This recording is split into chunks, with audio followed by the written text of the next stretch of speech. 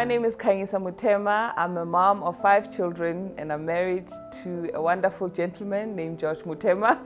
Family Matters is an educational program which seeks to empower, educate and unite families in South Africa. We delve into topics that affect families, be it socioeconomic, we look at social cultural, we look at economic and other dynamics. Even if you're not declaring your income, you should declare your expenses so he knows where your stresses are coming from, and she knows in the same regard. It's vice versa. It's both of us. Even traditional dynamics we look at. We invite experts from different areas of expertise. We also engage with community leaders, religious leaders, and government and members of civil society who come on board and they share on how families can be strengthened in our beautiful nation. If you lose your beauty, you can go for plastic surgery. If you have sex, you can never undo the act of having sex. So we have to be extremely careful in how we expose ourselves and our children to sex. Family Matters TV show is important at such a time when families have hit crises due to COVID-19. And not only that, South Africa has one of the highest divorce rates, gender-based violence and adolescent pregnancy, basically social problems. We see that children who experience violence, there are short and long-term effects. So the short-term effects would be a child who is just constantly anxious. Social problems in South Africa are weighing down our nation, and we cannot progress and grow as a country if we do not address our family structures. Royal families are not going anywhere. They are there, and as princesses, there is an active role that we can assume in our communities. So a program like Family Matters seeks to ensure that families know how to coexist and to build one another up so that we can have a strong nation, because a nation without strong families is a weak nation.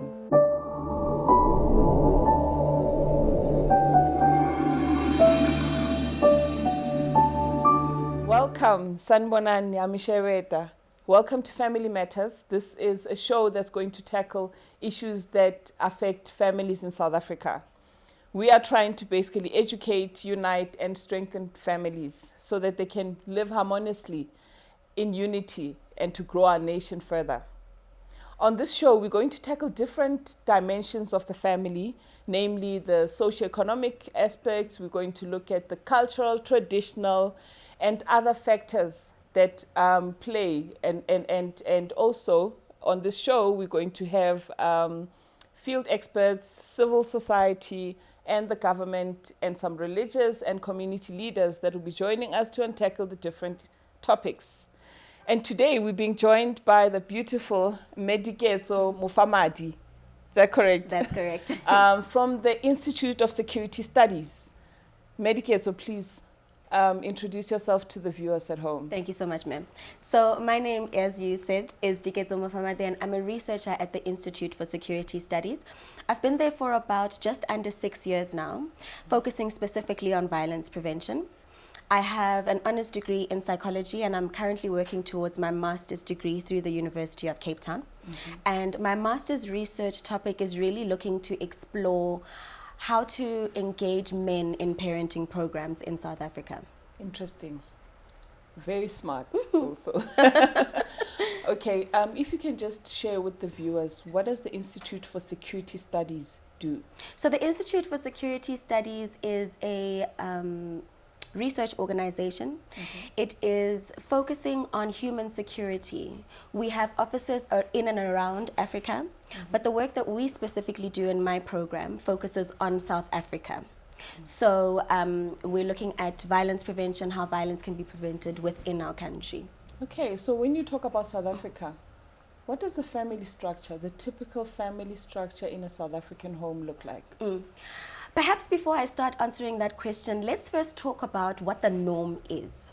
So what the picture society draws for us of a normal family is normally the nuclear family, the traditional family, where there are clear gender roles. So typically you'll have a father, a mother, and their children. And normally the father will normally be someone who is looked at as the protector or the breadwinner, whereas the mom will be more responsible for the caregiving responsibilities and the nurturing, etc. And what we see globally in global research is that actually because of these gender roles, we're seeing that girls are spending 40% more of their time on doing care work or unpaid work, more so than their boys or than boys of their same age. So if I can give you an example, this is typically a young girl who comes back from school, but before doing her homework, she's responsible for sweeping the house, washing the dishes, helping mom prepare lunch before she can actually start her homework, or even do things like normal kids do, like play or relax. But specifically in South Africa, we're seeing that actually our family structures are not so traditional or nuclear. We're actually seeing that households, majority of our households in our country are headed by single parents, and those parents are normally women. And so instead of talking about parents and children, we like to speak about caregivers in the violence prevention sector, because that speaks about the grandparents, the uncles, the aunts that are looking after the children. In terms of the picture again of South Africa specifically, we know that though our households are headed by females, males also do have an inclination and a want and a need to be part of their children's lives, especially from when their early weeks or their early months. But there are barriers they feel to doing this, and one of those barriers is exactly those gender roles that I was just speaking about. It seems as though society is so stuck on the fact that caregiving roles are for women, and women specifically can actually do the job better, so men are completely sidelined. Wow, okay. Interesting. Now, since we have a non-nuclear type of family, and so what happens when, because something obviously is not going well with families, we look at the statistics, what issues are actually impacting families in South Africa? Why are people not able to live harmoniously? Be it in a nuclear or non-nuclear family? Well, you know, we can refer to our most recent crime stats of 2019-2020. Okay. And what we see is that murder, one of the largest crimes, is still on the rise, and it continues to increase. And the second biggest contributor of murder in our country is domestic violence. So there are things that are happening, there are fights that are happening within the home. And the drivers of this violence, I mean, I can give you just a few. There are so many. But to begin with, you know, we need to start with the history of apartheid and how violent it was. We need to look at our transition into democracy and how violent that was. In addition to this, the violence is also exacerbated by the way in which men and women relate with one another, particularly because there's a particular patriarchal privilege that is assumed and given in those relations. And what I mean by patriarchy is just basically a system of power, and there are many, where men's voices seem to be highlighted more than women's voices, and women's voices seem to be a little bit sidelined. Another driver of violence is just really our normalization of violence as a country. We normalize violence, we normalize the use of violence, especially in relationships where people are wanting to resolve conflict, or wanting to show their power, or wanting to show that they're unhappy. You know, we know a lot about violence in our society, but in the sector, we don't quite know everything that is to know about how to prevent it. And we know that there's always going to be hardships, obviously, in our families, in and around our families, especially because of the context of South Africa.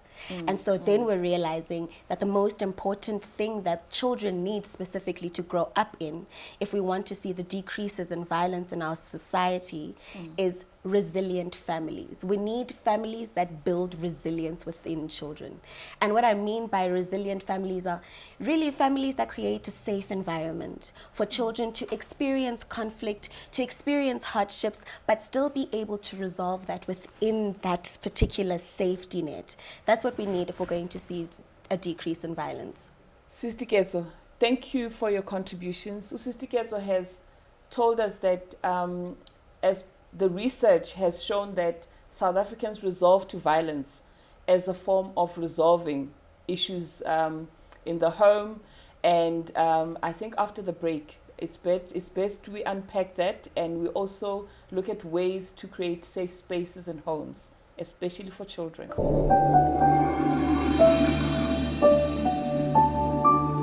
Welcome back to Family Matters. I'm your host, Khanyisa Mutema. I'm sitting here with Usis Dikezo Mufamadi from the Institute of Security Studies. She has unpacked the research they've conducted regarding the status of families in South Africa.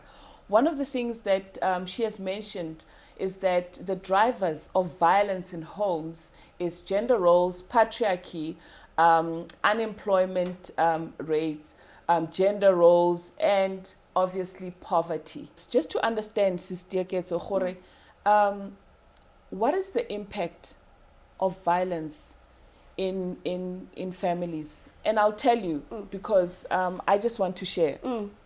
I grew up in a violent, I witnessed violence. Yeah.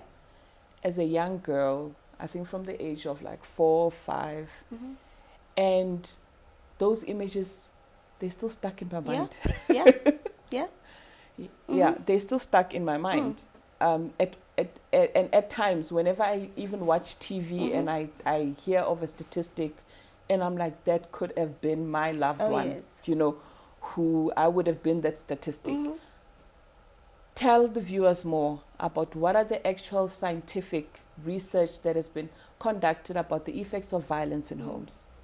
Okay, so I mean, we know that there are things like intimate partner violence or domestic violence, and the impact of that is quite obvious in our society in the fact that we have shelters, we have police who are responding to this stuff, etc. But we see that the biggest impact that impacts our whole society later in life is the impact that violence has on children. We see that children who experience violence, there are short and long-term effects. So the short-term effects would be a child who is just constantly anxious, can't concentrate, fidgety, temperamental almost, The long-term effects of children, for example, who have experienced corporal punishment, we see that these children that grow up into adults who are more likely to commit suicide or attempt committing suicide. We know that children who witness violence or who experience violence in their childhood also grow up to be adults who earn less in households. So there was this cost study that was done by Save the Children, and really the study was to look at what is the cost of violence on our country, meaning what is it are we losing? What are we losing from our country by our children experiencing the violence that they are experiencing. And we see that they earn less when they're younger. Also, these children are more likely to tolerate, normalize, and even use violence themselves. So if I can give you an example, maybe a young child grows up in a household where mom and dad are always fighting, or aunt and uncle are always fighting. This child will grow up to tolerate violence in their own intimate partner relationships because this is the norm. This is what they saw when they were growing up. Sure. I mean, you mentioned something also before our break where you said that society, especially in South Africa, have normalized violence as a way to resolve conflict. And I remember growing up that it was normal to hear our neighbors fighting, and it's quite profound to see that there's actually research that's been done. What has led to South Africans becoming sort of detached, I would say? And I mean, you've seen over the years, even when you go to town, a man, I mean, up until only recently, recent years, like late 90s, where a man could even be slapping around his girlfriend, no one does anything about it. They would actually stay in an ATM queue and not get involved. What do you think has led to that desensitization when it comes to violence? Mekhanyisa, if I try to be a little bit provocative and maybe a little bit edgy, It's exactly what I was saying before when I was talking about the drivers of violence. We need to look at our history and see how violent South Africa was in and around apartheid, how we came out of apartheid, and even now how we resolve times when we are upset, we see the protests, we see how violent they get. It's almost as though there is this thing in our DNA that says, I need to be violent, I need to show how angry I am before I am taken seriously. But what that says is that as a society, we haven't learned non-violent ways of resolving our conflicts, and this is where we need to start. I think that's a good starting point. Medikezo has, now we're getting somewhere here. And we've heard about the statistics. We know about what we have all gone through and we have all witnessed, at some point in our lives as South Africans. And this is across the racial line, this is across the socioeconomic lines. And we're about to take a break right now. And when we come back, we are going to talk about ways we can create safe spaces, ways we can manage ourselves, our emotions, and learn ways even to communicate better without using violence.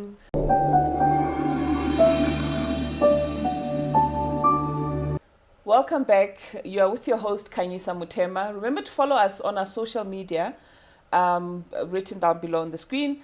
We're here with Usis Dikezo from the Institute of Security Studies. Just before the break, she shared with us that according to research, the drivers of violence in homes is mainly unemployment rates, violence, gender roles, patriarchy. Sis Dikezo, you've mentioned the drivers for violence in homes. And the impacts. Now COVID happened. What happened when now families were locked and confined in their homes? Unemployment, even the actual illnesses, coping with the autoimmune disease such as COVID. Yeah. What happened? So, Khanyisa, what we saw was, previously I was speaking about the context of South Africa and exactly what our families are facing out there. And then COVID hit, and our families were even more stretched out. So what you saw is that there were hard lockdown restrictions. So, for example, now women who are living with their perpetrators and are used to their perpetrators leaving the home are now living in the home, confined in the same space. And how do we then, as civil society, NGOs, give them support? This is what we were struggling with. We also know that about almost 3 million people lost their jobs. And the greatest group that was affected is Black women.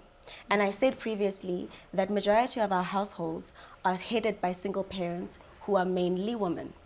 So you can already imagine what that picture looks like.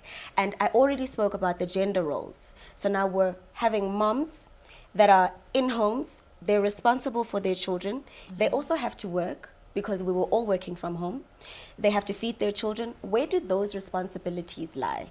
Who must cook for the children? Who must bath the children? Who must feed the children? Things like that is what we were seeing. A lot of inequality. Sure.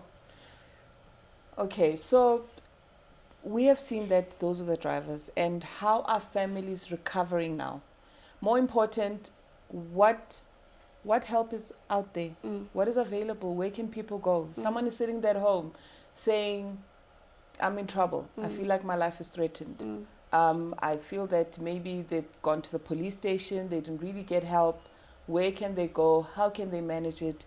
And even the psychological effects of violence. How does one get out of that and recover from that?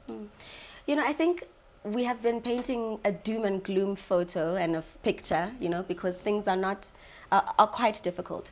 But what we also know is that there is stuff happening on the ground in communities. There are community-based organizations that are in communities that are equipped, that have real skilled people that can do the job. So I would encourage anyone to try and reach out to those organizations wherever they are. But if we're talking about particular specific things practical things that can be done to address violence in the home. It starts with everyone. It's everyone's responsibility. It's my responsibility. It's your responsibility. Woman, man, young, old. It is the whole entire society's obligation to prevent violence. And it starts with things like, I was just talking about our normalization for violence. We need to be aware of ourselves when we are normalizing violence. We need to be aware of when violence is happening, how it affects us, and how we respond to it. If we're talking practical tools for parents, in the sector of violence prevention, we have parenting programs that have been evaluated and tested to have proper effect and have been known to reduce violence. And so these parenting programs really emphasize warm relationships between caregivers and children. Just really warmth and consistency, because we know that children who grow up in harsh relationships with their caregivers have detrimental effects, like what I was talking about, mental issues, depression, later on wanting to commit suicide and things like that. Sure. So where would one go if they wanted to get all this wonderful information from the Institute of Security Studies? So to reach the Institute of Security Study, all you need to do is just go to iss.org. And then from there, really, you can just navigate. There are many different programs. Like, for example, I'm part of the Violence Prevention Forum, so people can find information on that as well. And yeah, I mean, all our details are there. You can just contact any of us, and we're quite responsive. Sister Kezo, any words of hope to our viewers at home? I suppose, Mekanyisa, what I can say is just reiterate what I just said before. Violence prevention starts with everybody in the home. It starts with ourselves, and when normalizing and realizing when we normalize violence, how it affects us. When we see violence happening, to intervene. It is our responsibility to intervene. Thank you for such wise words. And we know that our people at home will be quite empowered. You're with your host, Khanyisa Mutema, on Family Matters. Thank you for joining us tonight. We look forward to seeing you again. Same time, same place.